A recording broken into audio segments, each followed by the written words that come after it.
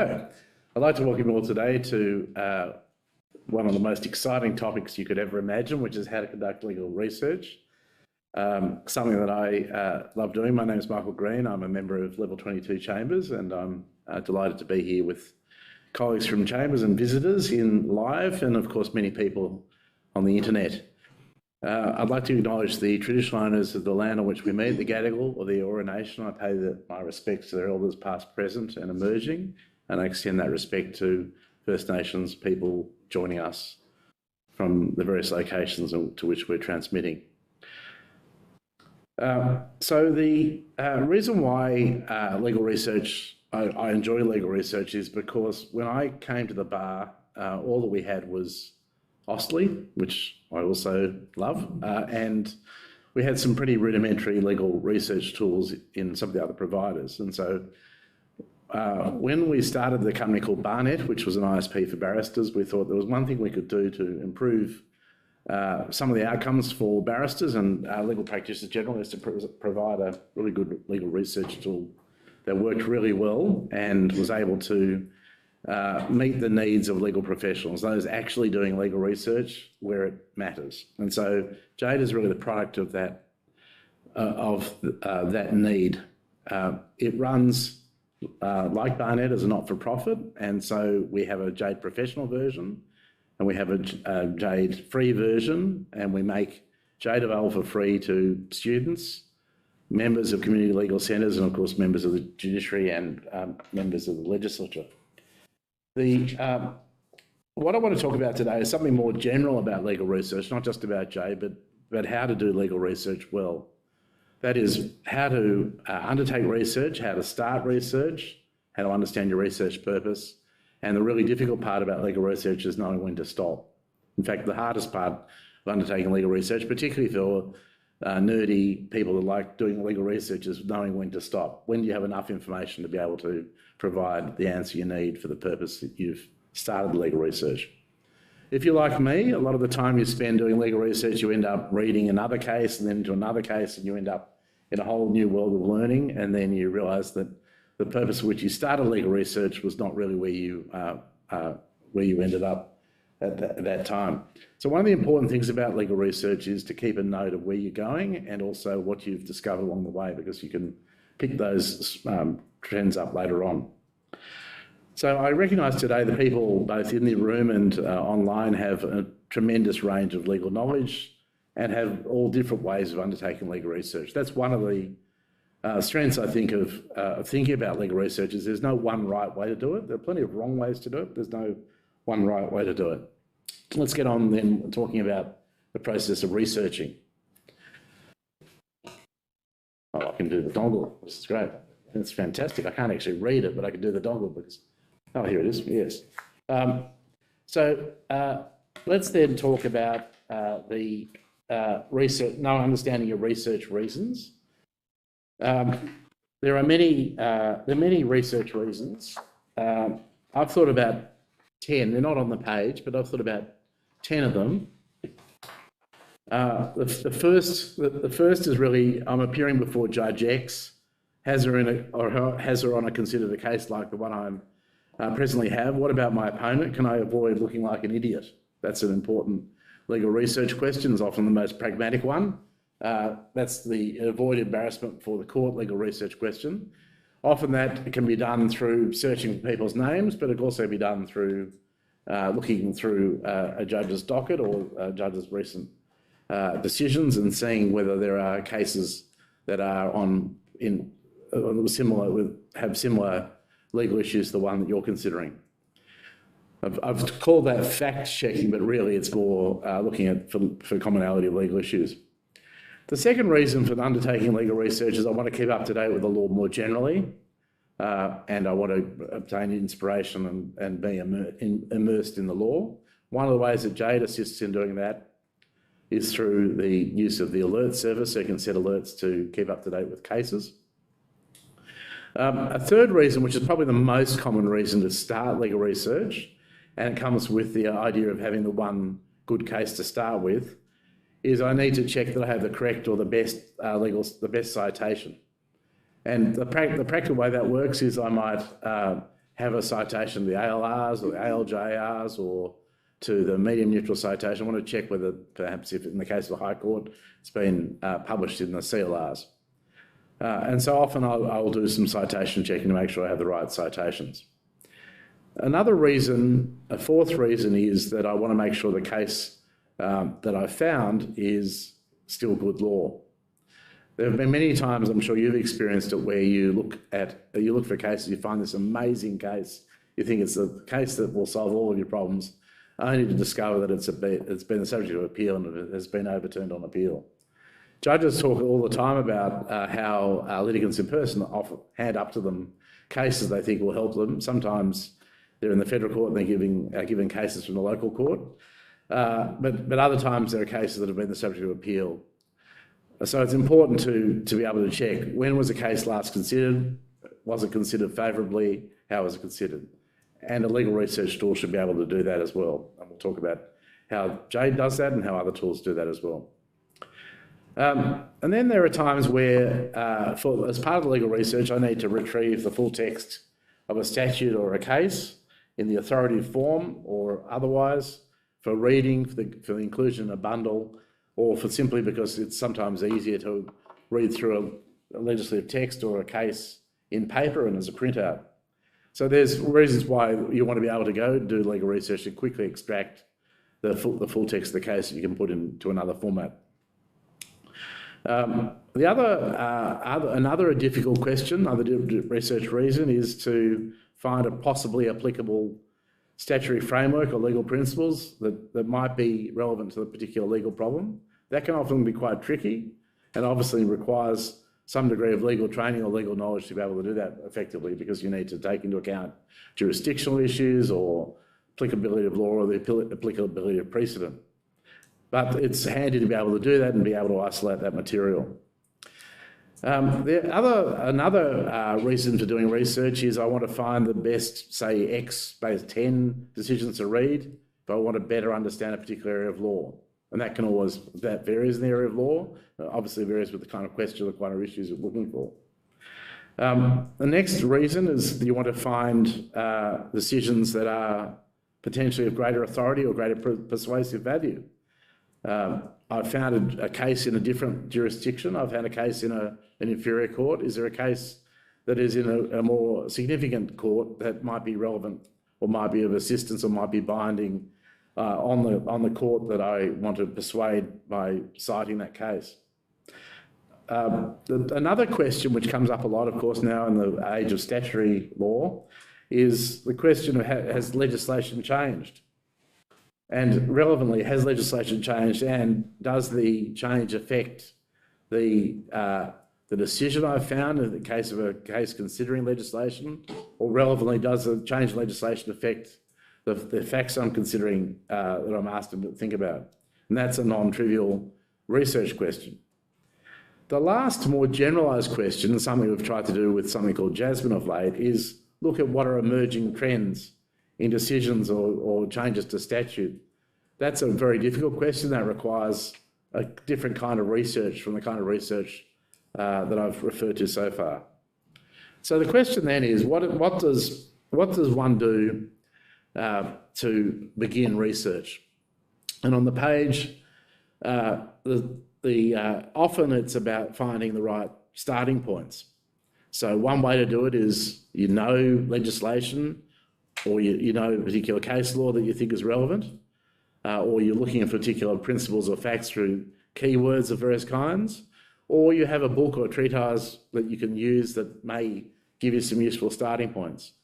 The most useful way, though, often to get started, if you have some knowledge of the area of law, is to find the one good, what I call the one good case, but there's obviously many, but the one helpful starting point for a case.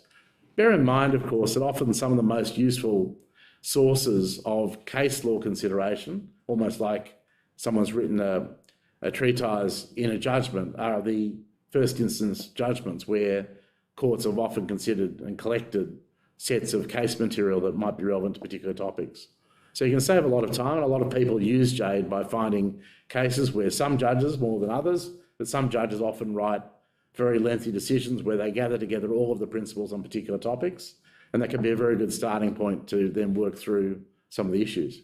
I'm not talking about practice and procedure, but of course, practice and procedure, often a lot of the work of the court is in relation to practice and procedure. Are there any questions so far? Feel free to interrupt me at any time or ask questions, and we can make this a more interactive session than me talking the whole time.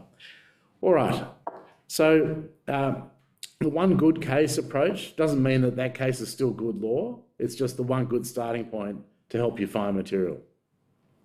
One of the things that JADE does is JADE brings together all of the parallel citations so that if the case you only know the case by its citation, by medium neutral citation, you can find it. If you only know the case by, for example, if it has a parallel citation, say it's in the federal court, and you only know the FCR citation, that's available. And if you only know, for example, one of the specialised series, say it was an intellectual property case, you can look on the IPRs, you can find the same case. And so JADE can recognise that any citation of each of those case types is the citation to that one case, which saves a huge amount of time. So you don't need to then run multiple free text searches, and we'll show you how that works.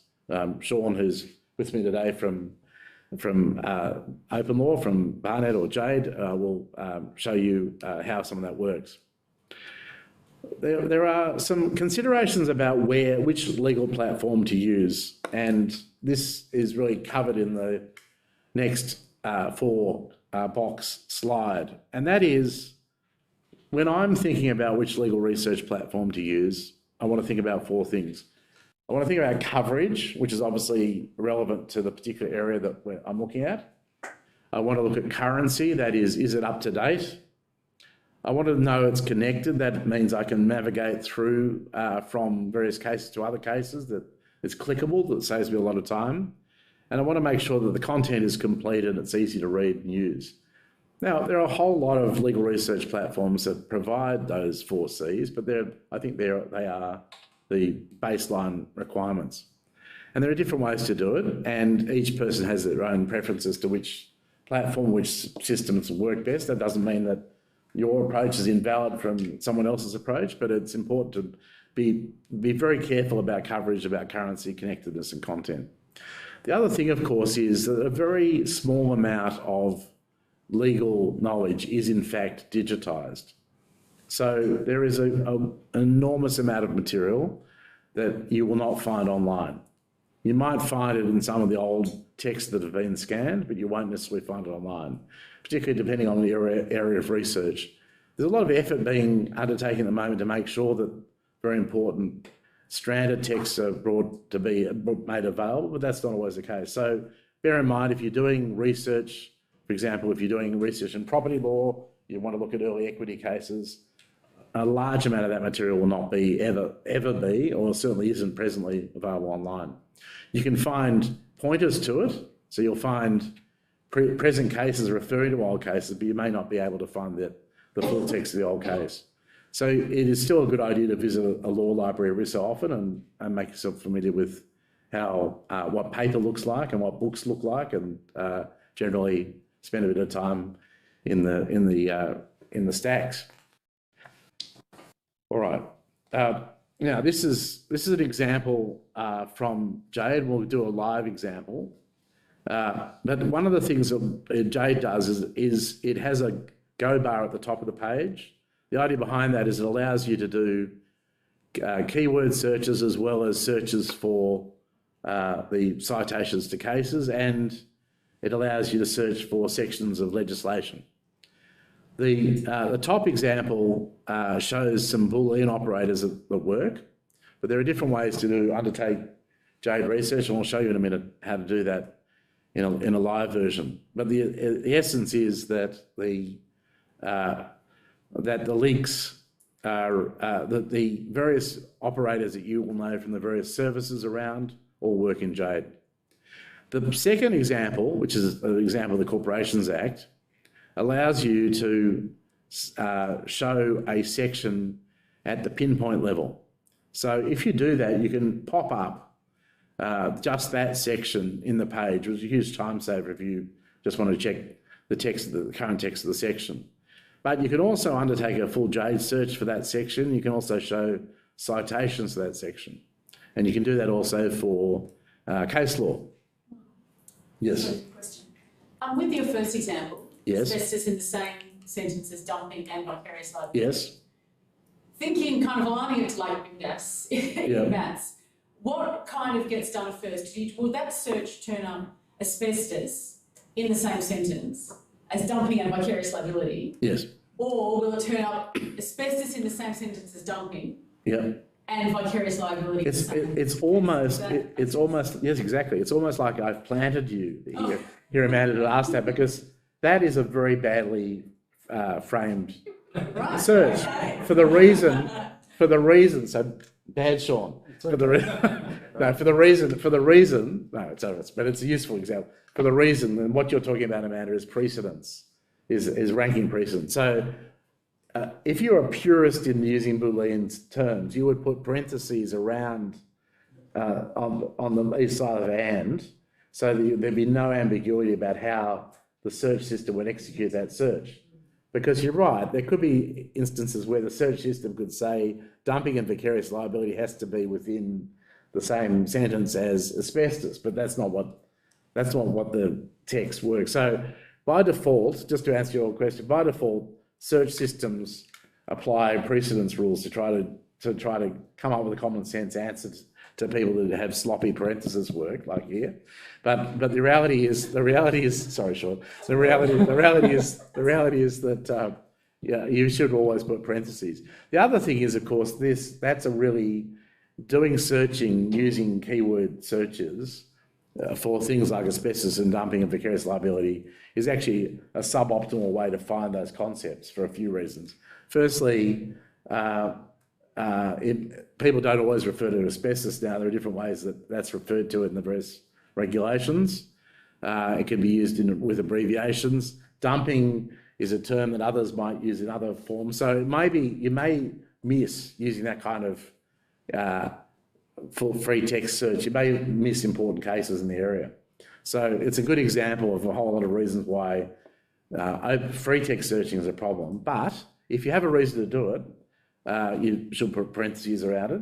The second thing about it is that JADE doesn't have, one of the strengths of JADE is it doesn't have stop words, which is really handy for one really precise use case, is when a judge makes a quip in a case with or and or the, makes a turn of phrase. For example, Justice Lee, who's well known for his quips in cases or observations of cases, or Justice Burchett used to, you can find those little statements very quickly by putting quotes around the phrase, and we'll find exactly that expression. Other systems, Austlii is an example of this, have what are known as stop words, and that is words that are omitted from the database because there are so many instances of those words that it makes the database too slow to search. But the other problem about that, it means it's impossible to find those little quips where you want to find a precise phrase. For example, if you wanted to look for Napoleon, that would be okay. But if you want to look for Napoleon in a phrase or some comment made or something that was reported in the paper, you wanted to find a case that had that particular phrase, it's very easy with JADE. It's easy with other systems, but JADE particularly designed that way. Any questions? We're thinking that kind of plain as a pike staff might be a problem. Yeah, because that's a great example. Plain as a pike staff as a great example. So we can do that search to see if we in a moment and show you how it works. And probably it won't, because that's just one of the things about live demonstrations. All right, then the second part is the other key feature of JADE is what we call the JADE clip. Now, the concept's easy to explain. It's on the right-hand side of the page. We gather together all subsequent consideration of a case at the paragraph level after the year 2000 or after the year 1998 in the case of the High Court. And we show the subsequent consideration by later cases. For legislation, we show cases and other legislation that might refer to that particular section of legislation. And we show consideration which you can dial up and dial down to appellate only or the like. So in this case, we've found paragraph 14 of, what was that? The one of the... Copyright Act. Yeah. Oh, sorry. Yes. So this is an example from legislation. So that's section 14. Sorry. This is a good example of section 14 of the Copyright Act. There are 387 citations to that particular section. Clicking to expand it shows a box which is available to JADE Professional users, and you can then see subsequent consideration. Now, you can see here it happens to refer to judgment Nusarides in the Federal Circuit and Family Court with the craziest meaning of neutral citations in the world, as we know. And you'll see that it highlights the consideration of that section. That's obviously not the best example, but if you wanted to look at for sections of legislation cited, that's a good way to do it. Same with case law. We'll show you in a moment how that works. The next part is that apart from the go box at the top, which is the way that I spend most of my time doing legal research, there's also the ability to do a more precise, targeted, what's called advanced search, where you can add various parts and build an entire search.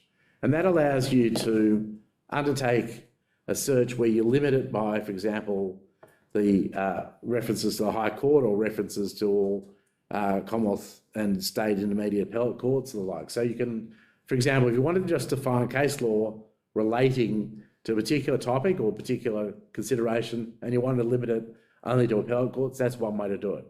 But as with JADE and as with the research, there are many different ways to do it.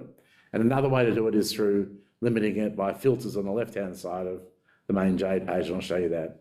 I prefer to use filters rather than this method. Almost, even though we created a system, I very rarely go into the advanced search because I can do most of what I need to do from the go bar, filtering, finding references, and then clicking through and finding other references. And I can also do some other things which I'll show you about copying. Well, why don't we stop there for a moment and then go into a live demo, because then we can talk about plain as a pike style. Yep. So we got the internet here. Sorry? We got the internet available. Yeah. Okay. All right. Good. Okay. So it's probably you can't see this, but if I do.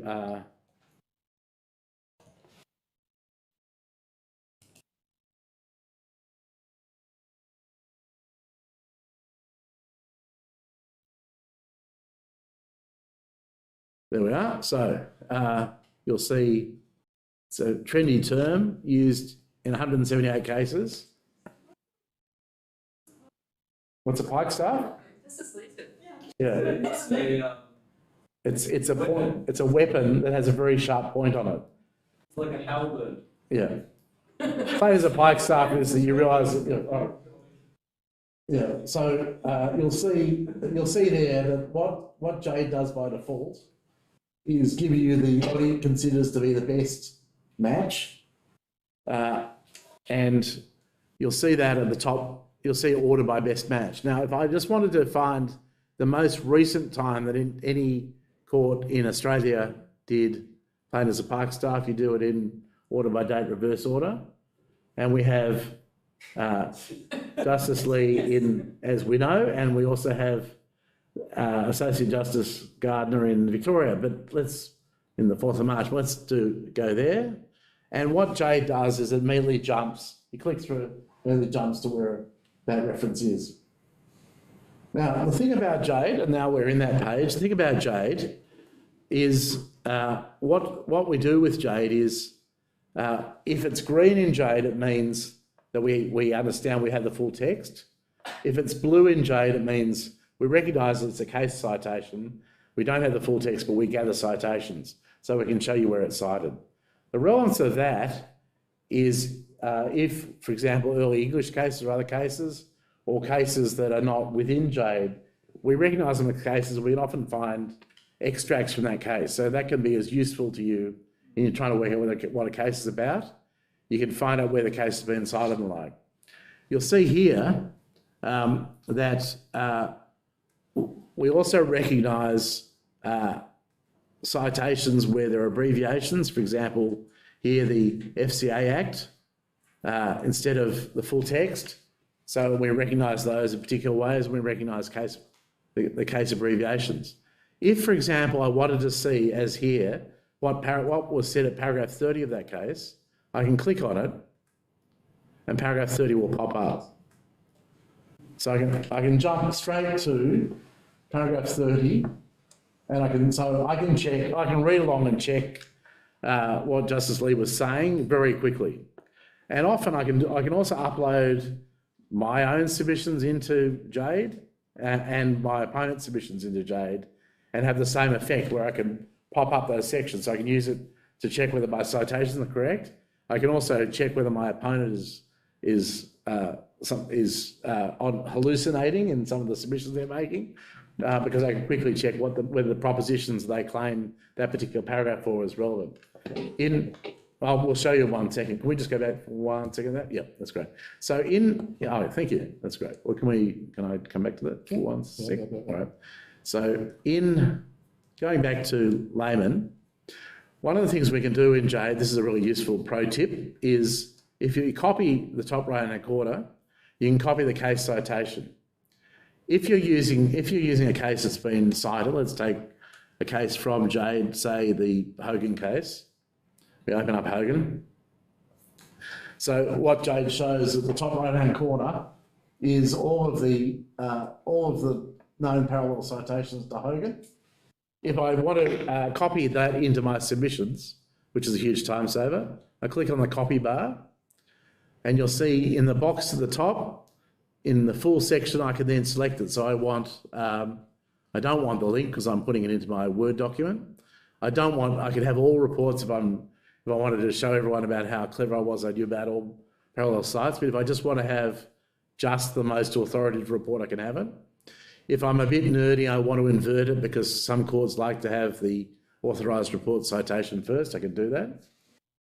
If I want to show the bench, I can put the bench in, which can be handy, particularly if you're citing the judge yourself. And if you want to put the date in, you can put the date in. And if I click on copy, that goes into my clipboard and I can paste it into my submissions. Huge time saver. How do you access that? Top right-hand corner. It's one of the least visible features of JADE. It's the copy there. Oh, look at this. Someone's got a laser pointer. Cats are going to go crazy. All right. Yep. Michael, when you said that you can put your submissions into JADE, yes, and or the other side's submissions into yes, JADE and check them, yes, is that something that we could all do? Yes. How amazing! How do you do that? I'm glad you asked. That's what we're about to show. All right. So let's just give you that example because Sean had prepared something earlier. Hold on. Is that Just go to my JADE. All right. Hold on a sec. So this is a feature. You need to be logged into JADE to use this. And you need to be a professional JADE user, which is not a big ask. You go to My JADE, which is the tab. Till now. And you'll see upload a document. My JADE, upload a document. See up the JADE Professional Actions upload a document, right? Word or PDF? Word or PDF, Word is best. The Word is great because Word will pick up footnotes and link the footnotes. PDF is substandard, but if that's the best you can do, that's the best you can do. But certainly if you've got Word, it's great. Sorry, another question. Is there any concern there in terms of disclosure of obviously our submission? I'm glad you asked that too. So we have a document that describes our data handling policies. The simple point is that we anonymize, that we encrypt everything. It's only available to you. We don't collect it. You could delete it from your system, but only you can see that when you're logged in. So it is searchable, it comes part of your JADE library. You can search it when you're logged into JADE, but the document is encrypted and travels with your library. So there's no disclosure by us to JADE, for example? No, well, there is to the system in terms of parsing it, but there's no disclosure in the sense of JADE. JADE doesn't, we don't use it for any AI work. We don't look at it. We don't, you and I couldn't tell what each of the others doing. We want absolute anonymity in JADE. So, and of course you can, if you're worried, if you're particularly concerned, you can of course upload a document where you change the names of the people, or you can just upload an even excerpt of it. Courts use this, and other prosecuting authorities use this, but they do in an anonymous way that's encrypted. Michael, Yep. I actually think a number of federal court judges are using this because they Yeah, use yeah. everyone's submissions, yeah, even when they're not intending to. no. Now, this all Yeah. makes sense to me. Yeah, that's what's happening because it is a huge time saver because you can, if you have that and upload it, if you have it uploaded and you have it in My Jade, you can then in seconds respond to your opponent because you can go click paragraph 6, that's wrong. And in fact, that was considered in this case, or the proposition cited is completely wrong for these reasons, whatever else. So you can track the history. So you get it's as if there's a judgment in there that you're then critiquing. So what Sean did earlier is he clicked the upload button and he produced, what did you produce? Something. One of those down. Yeah, something we did earlier. So these are some submissions, but they're super simple submissions, but they're submissions anyway. So what happened is it goes up, it looks like JADE, it parses it, same idea. If the case is in JADE, it recognises the case in JADE, it will go green. If it's not in JADE, it will go blue. It will do it for legislation as well as for case law. Here's the example of blue, and it's MINIC, well-known case, not available in JADE, but we pick things up at the paragraph level or the page number. So you'll be able to click on that page and see how many times as MINIC has been cited. In case you get a scroll to the top, please, of that box. No, sorry. Oh, Of that. page 170. Yeah. Page 170. Yeah. All right, so it's 11 times. If you click at the top of that case, see, as that, right, if you click there, you get into what's known as the JADE browser. And it will show you all of the time you scroll down, because that's the stuff that, there we are. So you'll see all the times that anonymous has been cited. And so that gives you a really good way of working out what the principle is in that case. And maybe you do need the full text of the case. You might need to go to a bookshelf somewhere to find it or online. But you can see what we do in that is we show you, in each case, taking the top one, Justice Basenko at paragraph 54 of DQN sets out an extract from the Minister of MZYTS, in which the full court, in that case, cites and is doing. So there's a second level side of it, but we'd still pick that up. Now, one area that we're going to be doing work is that sort of second or tertiary level citation to differentiate that. So when you find a case that cites and is doing, you want to know that it's actually talking about it, as opposed to talking about a case talking about it, which is what that is. Is that clear? All right, and you can, and if you scroll through, you'll find it all. So that's an example. Yep. Question? Bit of an obscure question. Yeah. When using the right-hand tab in JADE, which shows paragraphs judicially considered, Yes. you can filter to appellate only. Yes. However, particularly in my area, a lot of the FCA feels a single judge sitting as the Focaccia court, as we call it. So they come up as FCA, and JADE appears to remove them, even though they are appellate. Is there a different way to get rid of the Focaccia court consideration and show appeals where it's a single judge? We'll take that on board. There will be a way we can fix that. Yeah, that's helpful. That is a point about whether something's in the appellate jurisdiction or not. That's a great help. Yeah. All right. It's often what we're trying to do with the appellate only is just trying to limit practically the burden of the material. So, but that's a great question. All right. We just lost contact. All right. So we're back. All right. So that's the JADE citator, and that's an example where going back to the appellant submissions, Sean's uploaded it. It will also show you in the red where it thinks you might have got the citation wrong. It's not absolutely accurate so far, but it's not a bad starting point for often people transpose numbers and the like, and so that can help.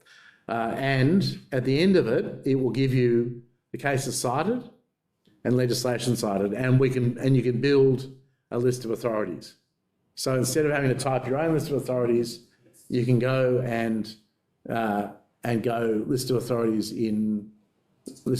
report, there we are, and you can actually output that into Word, produce it. Yep. All right, so, and if you have any other idea, there's an example. If you have a list of authorities, you can copy and paste that into your own material. But if there have other, that shows all the sites, but there are we've got different versions of this that just give you the most authoritative reference and give you pinpoint references as well.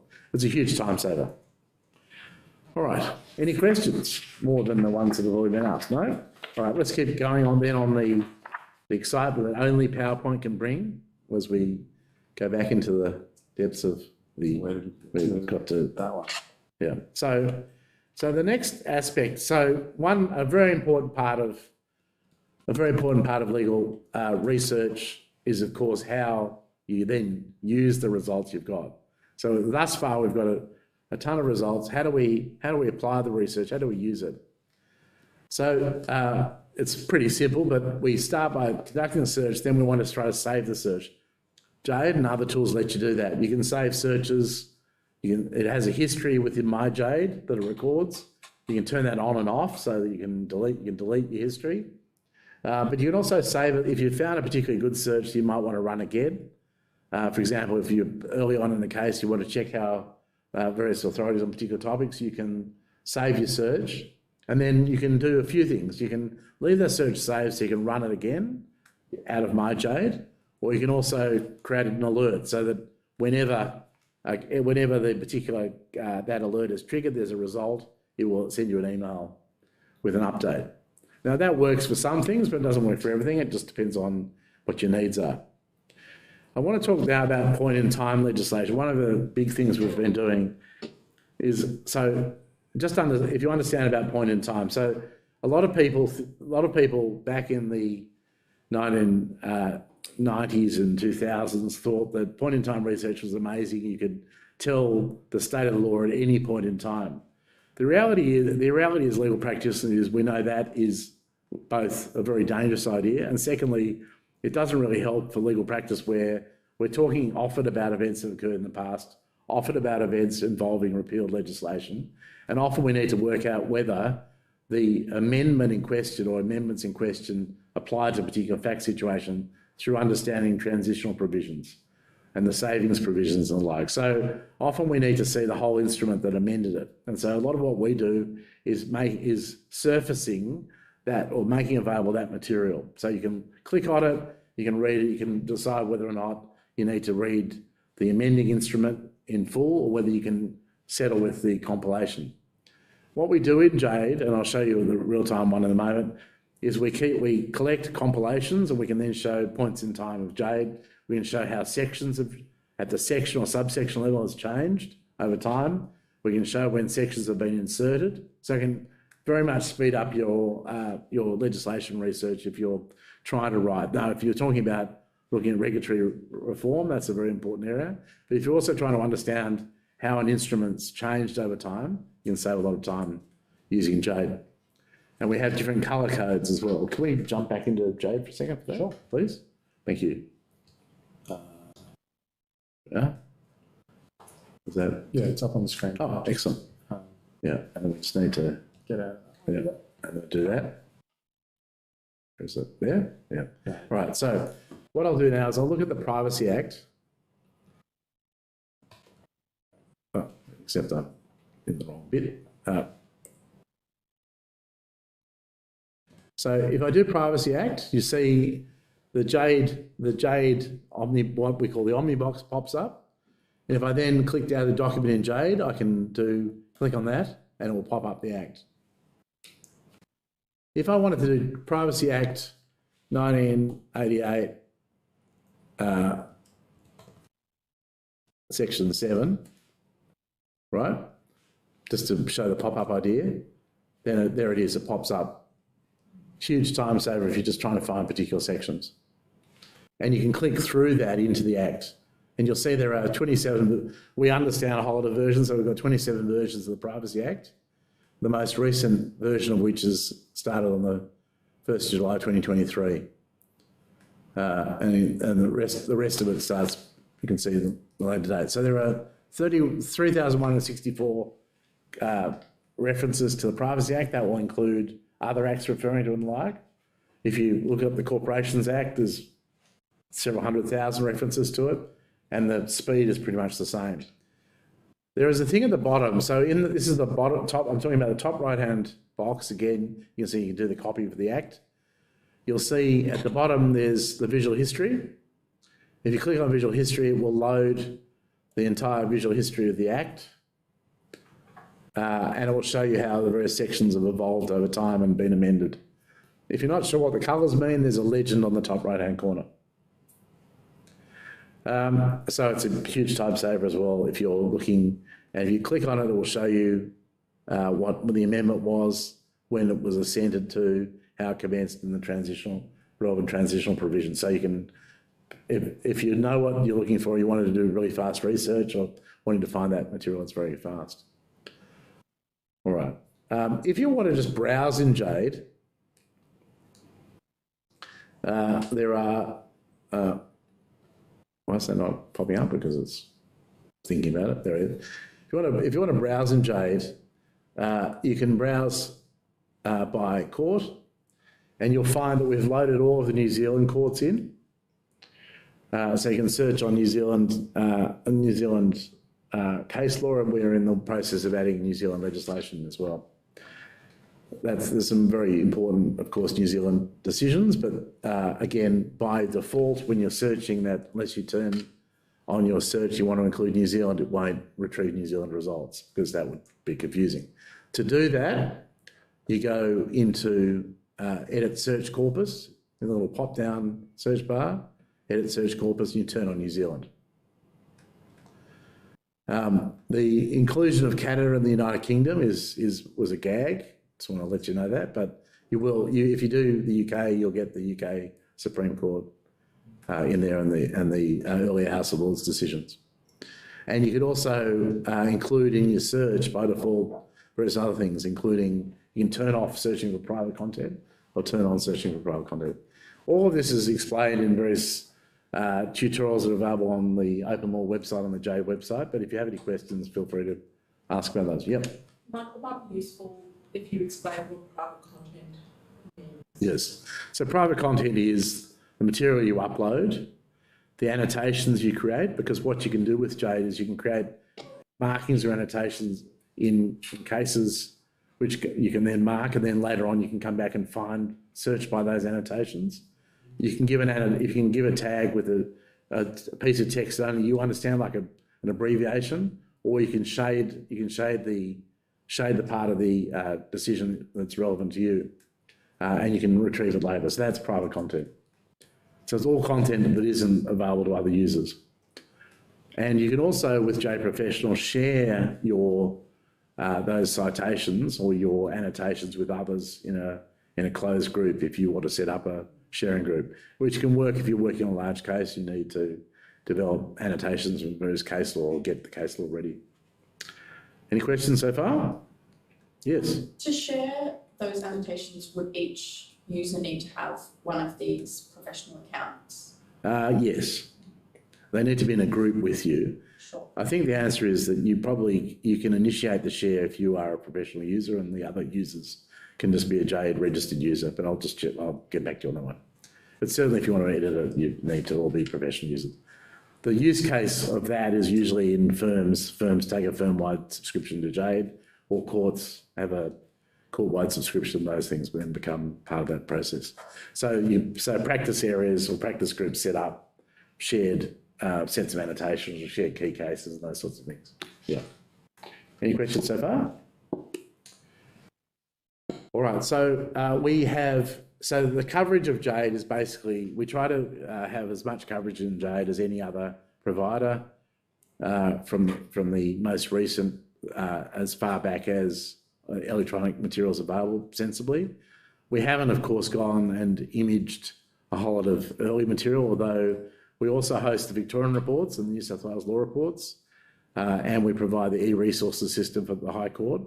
In the Victorian reports, there's material in there back to the 1800s, because the very early Victorian reports, that's indexed in the same way as JADE operates on the right-hand side. The difference between that early material and material after 1998 or after 2000 is that material is cited, the most proximate citation you can get to that material is at the page level, although in some cases, some courts used to put A, B, C, D or A to H down the side of a page as a pinpoint reference, and we picked that up as well. So we'll show you subsequent consideration of a case. So, for example, as sometimes happens, a case from the 1920s, Victorian law reports, so at that stage it was called the VLRs and the VRs, the Victorian law reports from 1924, the High Court has been known to cite that. That citation will be picked up in that report, even if it happened.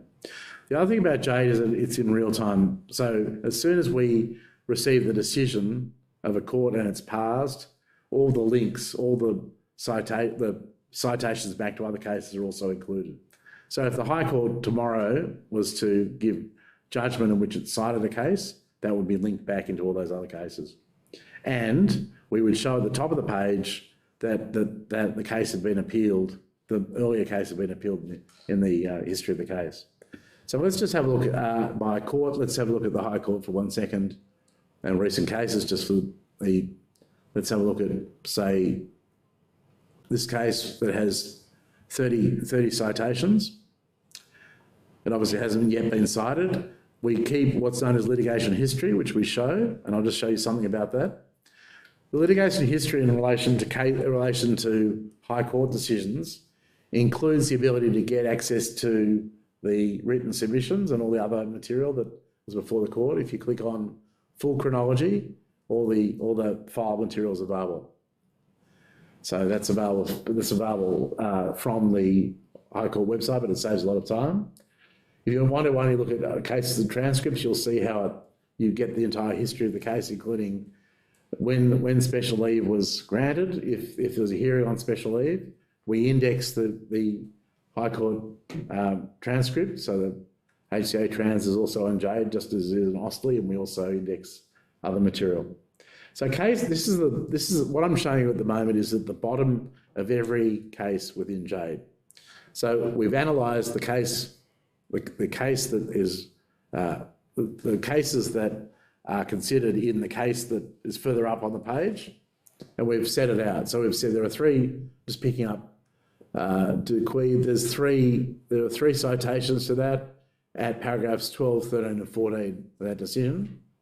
And if you click on it, you'll see those three citations. So this is the High Court citing Justice Adams at paragraph 14. You can see immediately what was cited. If you want to see it in context, you can click up to the page and see it in context. The AH means that is an appeal where this particular decision is part of the litigation history. The H is for history. A means that particular decision had been appealed itself. So you'll see that, and of course we do the same thing with legislation. We set out a whole lot of legislation and the subsection and the section. The strength of legislation in JADE is that we recognise subsections and subsections, and so if you're looking to find citations or consideration of subsections of legislation, which is often very important, then you'll be able to find that pinpoint subsection reference.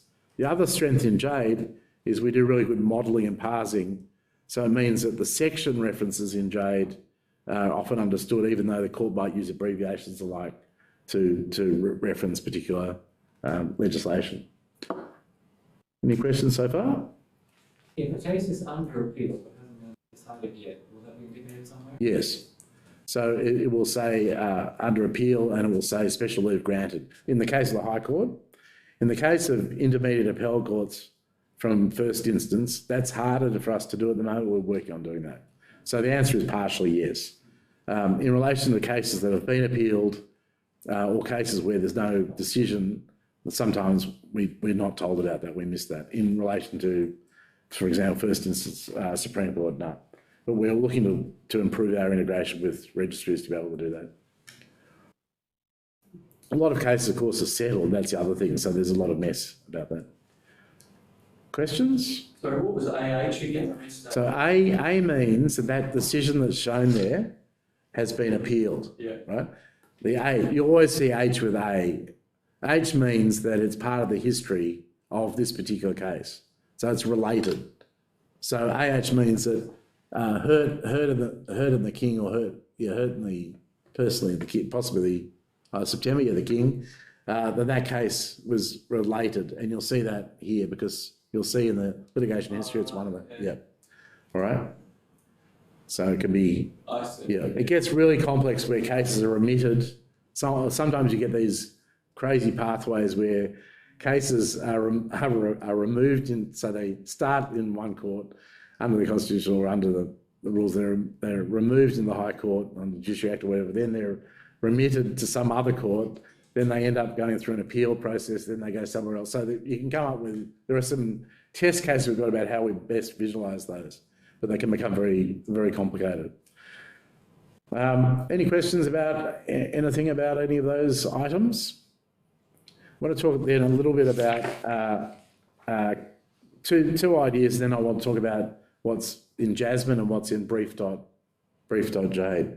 So we talk a lot about cognate provisions, and it's really important. So when I talk about cognate provisions, the best example I can think of, the easiest example is the evidence acts in each of the states that are part of the uniform law of evidence. So Victoria, the Commonwealth, New South Wales, the ACT, Tasmania.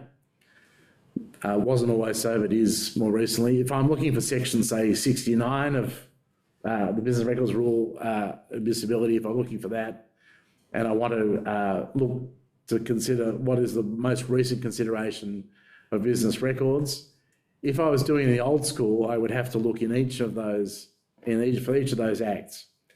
We recognise that they are cognate acts, and so we make it easy for you to find consideration of that section. So it's a huge time saver. So that's an example of what I will call cognitive or cognate provisions. Sorry, Michael, Yep. if you're searching that, would you just not put the jurisdiction at the end? Would you just... You find one act, you just 905. find one of the acts, Yeah. and then it will show you Oh, cognate sorry. provisions that pop up on the right-hand side. Okay. Yeah. It's not perfect, but it's getting a lot better. It gets a little complicated, for example, you've got the Wrongs Act and the Civil Liability Act, where there are different sections where then they might not be entirely identical, but they may be directed to the same purpose, for the same purpose, and so we're working on the non-trivial aspects of doing that as well. Vertical, oh, we can put this back on, can't we? We can show the vertical, what Sean calls vertical cognation is the idea of the best example is the Trade Practices Act and the Australian Consumer Law. Now, fun fact, of course, the Trade Practices Act was renamed the Competition and Consumer Act, and then the Australian Consumer Law was shoved into a schedule, into Schedule 2. So there is purists. So it's really, in the early days, we were people trying to work out how to cite it. It became there are all different citation variants for that. But anyway, we've worked through those. Courts are starting to adapt things. Some examples of the difficulty. I mean, another fun fact is in New South Wales, the Gas Act used to be the Electricity Act, and the Electricity Act used to be the Gas Act back in 1935. And as they were fiddling around trying to work out who should control gas and who should control electricity. But anyway, enough of those fun, weird early provisions. Very hard to research that because a lot of that's not properly online. In any event, we're looking at these kind of cognate provisions, overlaps. Another kind of cognate provision is use of conceptual similar language.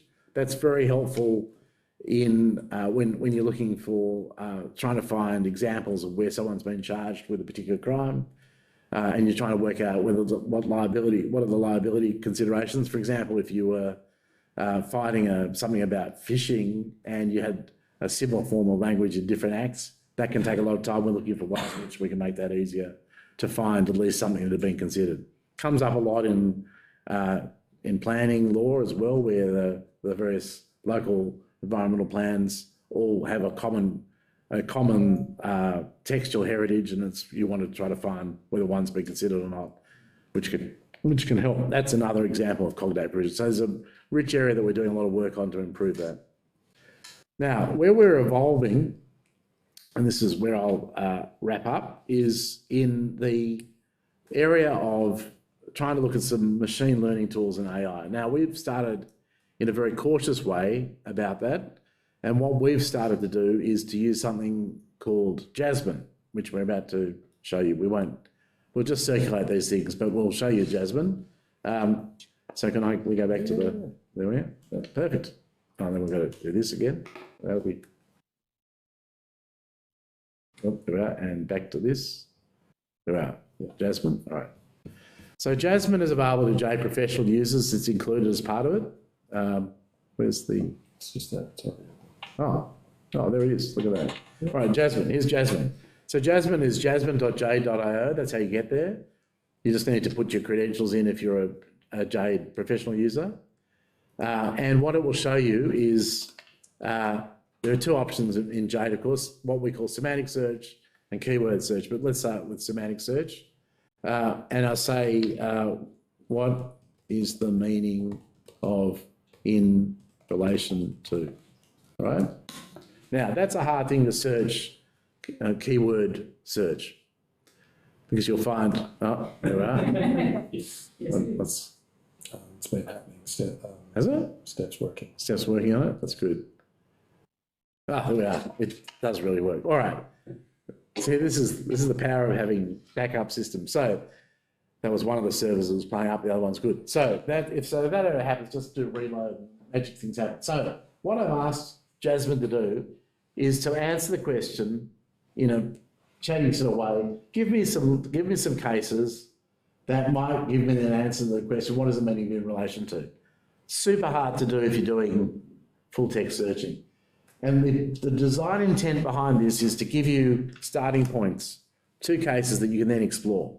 So these are intermediate, there's the High Court and Intermediate Appellate Court cases on a particular topic. And you can see that you then get a really helpful exposition by important judges about what it's so in relation to is a relational term. It cites the High Court. So you're off to the races really quickly. Huge time saver. So if you're trying to think about concepts or you're trying to look at that sort of material, it's a huge, massive time saver. And it will give you 5 or 10 decisions of relevance, and it will give you the extract from the decision, tell you who's speaking, that might be a good starting point. If you want to push all of that into JADE, you can simply go click in JADE, and all of those cases will then open up in JADE. They won't open up at that particular paragraph yet, but they will open up in JADE and be available to you. That's Jasmine. All right, then I'm going to do a world first. This probably won't work as a world first, but a world first thing called brief.jade.io. Yes, there it is.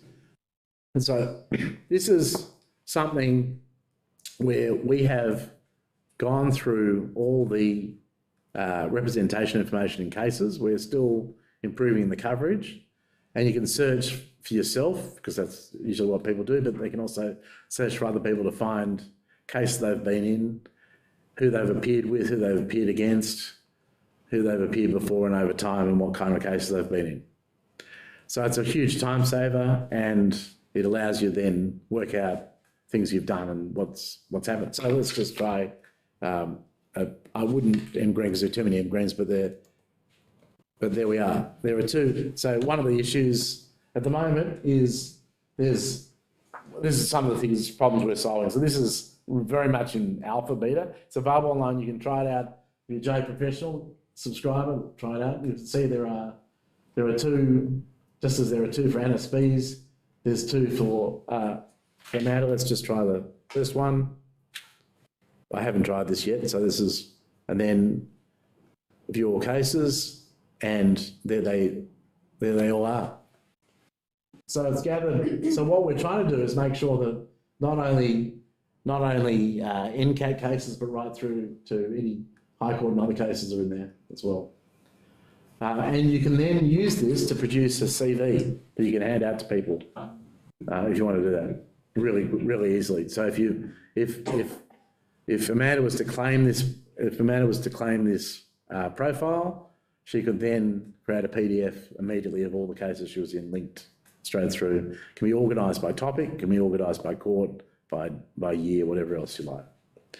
So huge time saver, very handy, massive, because I can't even remember the case I was in yesterday, let alone, I can probably, but, it saves a lot of time. So if you have any suggestions about that, it's great. If you want to click through, you will see it's one of our spectacular losses. You can see see that goes straight through to JADE's linked in there as well. So you can see the community of law, who appears with them and against them, and all that sort of thing. Huge time saver. That's accessed through Jasmine? That's through brief, brief.jade.io. And we're working, this is an alpha, we're working on that at the moment. Any comments you have, let us know. All right, I see the time. Are there any questions from our audience remotely or? No? Hi. Michael, you said you were going to show us how you use filters. Ah, yes, thank you. I'm very glad you did. Thank you for holding me to that because that's important. So filters, if you're doing a search in JADE, let's say we do a search on, well, say procurement, right? I'm just picking that only because it's a full text search and I have, and it was deliberate, there were a huge number, right? So there's 34,564 results, right? So not an ideal search. And you'll see two things that happen. When you get a large search like that, it will try to give you categorised results by judgments, legislation, courts, publication. Again, because there are 35,000 of them, again, not such a good thing. So just say you wanted to find the procurement in the High Court. You go filter by collection on the left-hand side. You see how I'm on the left-hand side at the moment? And I can just simply start filtering. So I can say I want to do all High Court, or I just want to do High Court judgments itself. And then maybe if I want to do all Commonwealth Intermediate Appellate Courts, right? Just say those two. And then I go filter now, and it will just give me those results from that large set, which will still be a reasonable size, but it's slightly more manageable at only 1,896. Then say I change my mind, I don't want all Commonwealth and Intermediate Appellate Courts, so I don't want that, and then filter now again, and it will just give me the High Court. So I can navigate up and down, and I can also do things where I limit by keywords, further keywords within the search. So if I wanted to look at some other concept, I can then put another filter term in to do that, which is on the left-hand side. Keyword filters. Yes, and you can filter by date. So basically you can do everything on the left-hand side that you can do in advanced search. You can go upwards and up and down on that as well. All right. But again, it depends on what you... Can you do head node searches? So... Case. Well, you mean catchwords? Yeah, catchwords. Catchwords are really unreliable because of the way in which courts... So I can tell you a few things about catchwords. Catchwords are not controlled vocabularies, so you will find there's a problem using catchwords. It's not a good strategy. And you'll find that in recent times, thanks to the daily alerts from JADE, catchwords are turning more into abstracts than catchwords, including outcomes and everything being loaded in. And the Victorian Supreme Court with the catchwords is also including lists of authorities into the catchwords and the consideration status. So courts are evolving about how they use catchwords to make effectively JADE more effective for the particular courts. Any other questions? Are you able to, is JADE able to solve the problem of the schedules? So I've just spent the last day in the Bankruptcy Act, Schedule 2. Yeah. And the ongoing problem with this consumer law as well is that you have these huge schedules that aren't searchable or listed in the same way as the Headline Act. I'm glad you asked that. So the grace of the Australian consumer law, we're doing that precisely. In the case of the uniform law, some of the uniform laws we're doing that. The National Heavy Vehicle Regulator is an example of that where there's, so I'll come back to National Heavy Vehicle Regulator, it's an interesting story, but we can do that. So if you tell us which acts have these important, effectively the instrument, the relevant instrument is in the schedule, we can sort that.